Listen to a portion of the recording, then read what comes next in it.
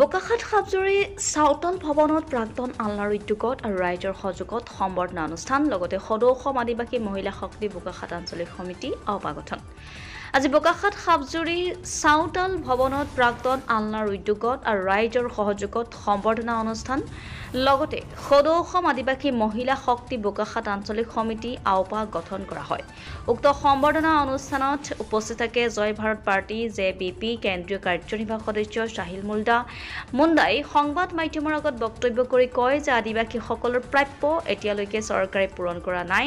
আদিবাসী জ্বলন্ত সমস্যাসমূহ শ্ৰমিকৰ মজুৰি মাটিৰ পট্টা ম্যাদীকৰণ জনজাতীয়কৰণ আদিবাসী শৈক্ষিক দিশত আগবঢ়া নাই। চৰকাৰে যিমান সোনকালে পাৰে বিজেপি চৰকাৰে সমাধান কৰক বুলি দাবী উত্থাপন কৰে, নহলে আগন্তুক ২৬ৰ নিৰ্বাচনত আদিবাসীসকলে প্ৰত্যুত্তৰ দিব বুলিও কয় শাহিল মুণ্ডাই। News desk report public TV Assam. আদিবাসী মহিলা শক্তি গঠন হৈছে আজি বোকাখাত আঞ্চলিক কমিটি আৰু আদিবাসীবিলাকৰ যি জ্বলন্ত সমস্যা আছে জনজাতিকৰণৰ পৰা লৈ মাটি বাৰীৰ পৰা লৈ আমাৰ চাহ বাগানত যি আমাৰ আদিবাসীবিলাক কৰ্মহত্যা আছে তেওঁলোকৰ যি মাটি বাৰীৰ লেণ্ড পেটাৰ যি প্ৰব্লেম আছে সেইবিলাক সমস্যা সমাধান কৰিবলৈ কাৰণে অসম চৰকাৰৰ পৰা আগৰ পৰা আমি দাবী জনাই আহিছোঁ। যেতিয়া আমি সত্ৰ সংগ্ৰাম কৰি আহিছিলোঁ তেতিয়াৰ পৰা আমি দাবী জনাই আহিছোঁ। আজি আমি গণতান্ত্ৰিকভাৱে আন্দোলন কৰিবলৈ আমি ওলাই আহিবলৈ বাধ্যতা হৈছোঁ, কিয়কি আমাৰ হক আৰু অধিকাৰটো আজিলৈকে চৰকাৰে গ্ৰহণ কৰা নাই। গতিকে আমি আগন্তুক নিৰ্বাচনত বিজেপি চৰকাৰক একদম স্পষ্ট ভাষাৰে শুকাই দি আছোঁ যে আপোনালোকে আমাক জনজাতিকৰণ কৰক, নহ'লে আপোনালোকে নেক্সট ২৬ চনত আপোনালোকক আমি বয়কট কৰিম আৰু আপোনালোকে আদিবাসী সম্প্ৰদায়ৰ ভোট আপোনালোকে কেতিয়াও নাপায়। আৰু স্পষ্ট ভাষাৰে আদিবাসীবিলাকৰ যি সমস্যা আছে একেবাৰে সমাধান কৰিব লাগিব। আপোনালোকে কিমান দিনৰ পৰা আপোনালোকে ঠগাই আছে, আমাক মিছা কথা কৈ আছে। আপোনালোকে কৈছে 10% কাম বাকী আছে, আজি 10% কাম হ'বলৈ কি আজি ৪-৫ বছৰ লাগি যায় নেকি?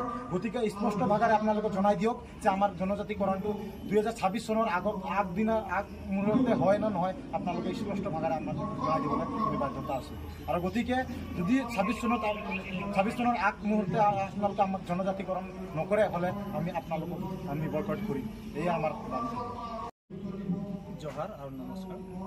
গোলাঘাট জিলাৰ অন্তৰ্গত বোকাখাত সমষ্টিত আজি যি অনুষ্ঠান লোৱা হৈছিলে আমাৰ প্ৰাক্তন আলনা সদস্যৰ তৰফৰ পৰা বোকাখাত যে দায়িত্ব থকা আমাৰ সদস্যসকলে আজি যি কাৰ্যসূচী লৈছিলে, আমাৰ যি মূল সমস্যা আমাৰ জাতিটো আদিবাসী জাতিটো জনজাতিকৰণ হওক, আমাৰ মাটি পাট্টাই হওক, আমাৰ বাগানৰ মজুৰি হওক, যিমান সমস্যা আমাৰ মাজত আমাৰ হৈ আছে আৰু এতিয়াও বাকী আছে, বিভিন্ন ধৰণৰ আমাৰ জাতিটোৰ মাজত দল সংগঠন জন্ম হৈছে আৰু মাত মাতি আহিছে সমাজৰ কাৰণে।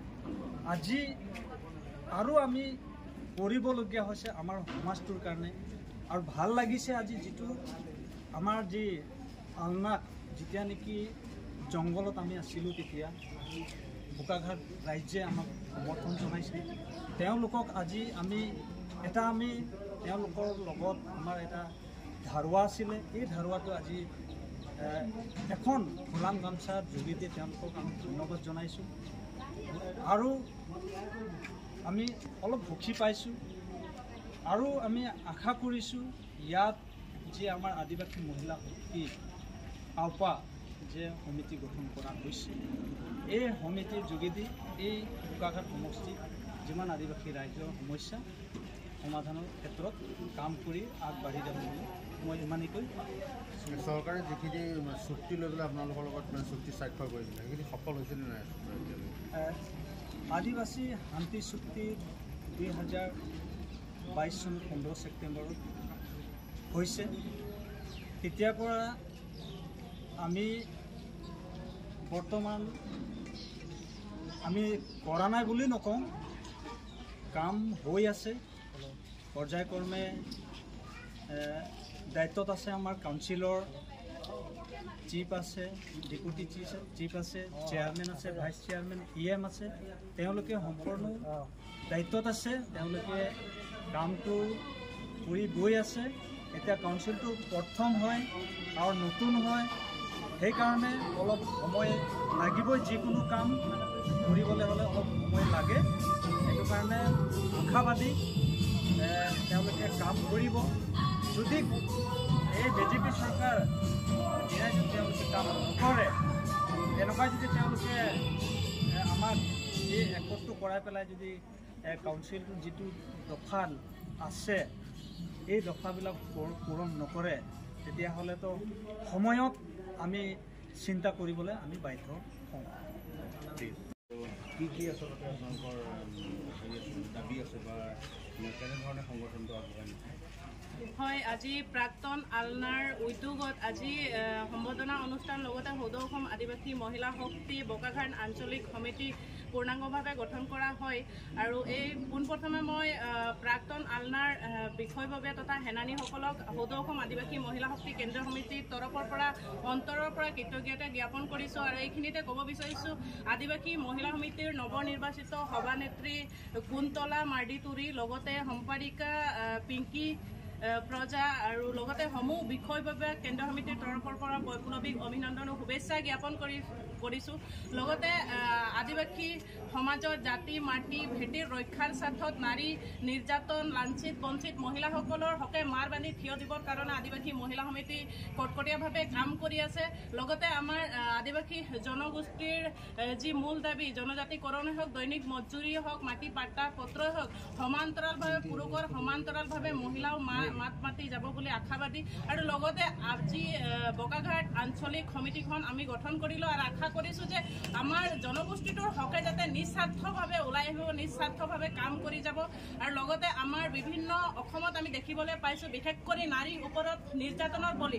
চৰকাৰখনে কৈ থাকে বেটি বাচাও বেটি পঢ়াও, কিন্তু আমি বেটি বাচাও বেটি পঢ়াও শব্দটো অৰ্থহীন দেখিবলৈ পাইছোঁ। আৰু এই যিসকল লাঞ্ছিত বঞ্চিত পীড়িত নিৰ্যাতিত মহিলাৰ হকে আমাৰ আদিবাসী মহিলা সমিতি সদায় মাৰ বান্ধি থিয় দিব আৰু বৃহত্তৰ আমাৰ আদিবাসী জনগোষ্ঠীৰ হকে কাম কৰি যাব। শিক্ষা দিশতে অন্যান্য যিখিনি সমস্যা হকে আমাৰ আদিবাসী মহিলা সমিতি কাম কৰি যাব।